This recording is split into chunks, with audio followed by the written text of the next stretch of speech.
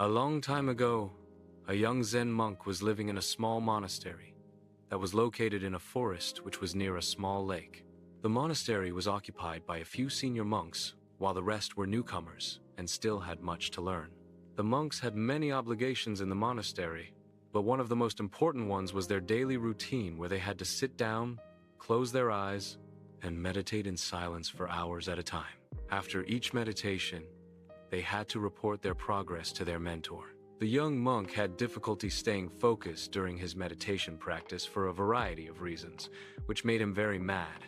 After the young monk reported his progress, or better said, lack of it, to his mentor, the elder monk asked the young monk a simple question that had a hidden lesson. "Do you know what is really making you angry?" The young monk replied, "Well, usually, as soon as I close my eyes and begin to meditate, there is someone moving around, and I can't focus. I get agitated that someone is disturbing me, even though they know that I'm meditating. How can they not be more considerate? And then, when I close my eyes and try to focus, a cat or a small animal might brush past and disturb me again. By this point, even when the wind blows and the tree branches make noise, I get angry. If that is not enough, the birds keep on chirping, and I can't seem to find any peace in this place." The elder monk simply pointed out to his pupil, "I see that you become angrier with each interruption you encounter. This is exactly the opposite of what is the point of your task when meditating. You should find a way not to get angry with people, or animals, or any other thing around you that disturbs you during your task." After their consultation, the young monk went out of the monastery and looked around to find a place that would be quieter, so that he could meditate peacefully. He found such a place at the shore of the lake that is nearby. He brought his mat, sat down, and started meditating. But soon a flock of birds splashed down in the lake near where the monk was meditating. Hearing their noise, the monk opened his eyes to see what was going on. Although the bank of the lake was quieter than the monastery, there were still things that would disturb his peace, and he again got angry. Even though he didn't find the peace he was looking for, he kept returning to the lake.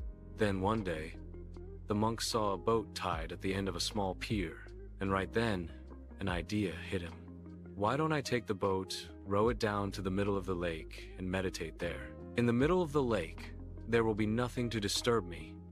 He rowed the boat to the middle of the lake and started meditating. As he had expected, there was nothing in the middle of the lake to disturb him, and he was able to meditate the whole day. At the end of the day, he returned to the monastery.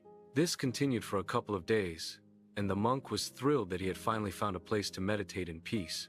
He hadn't felt angry, and could continue the meditation practice in a calm manner.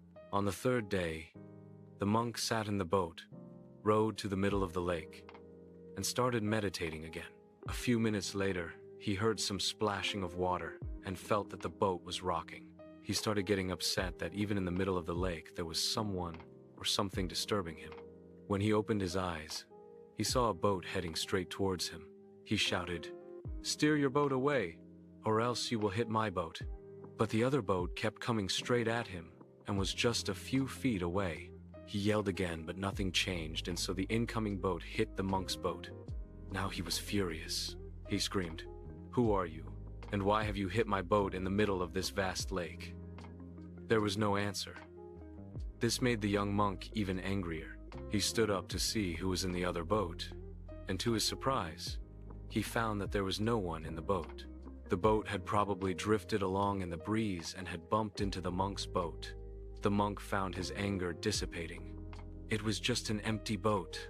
There was no one to get angry at. At that moment, he remembered his mentor's question, "Do you know what is really making you angry?" And then wondered, "It's not other people, situations, or circumstances. It's not the empty boat, but my reaction to it that causes my anger. All the people or situations that make me upset and angry are just like the empty boat. They don't have the power to make me angry without my own reaction." The monk then rowed the boat back to the shore. He returned to the monastery and started meditating along with the other monks. There were still noises and disturbances around, but the monk treated them as the empty boat, and continued to meditate peacefully.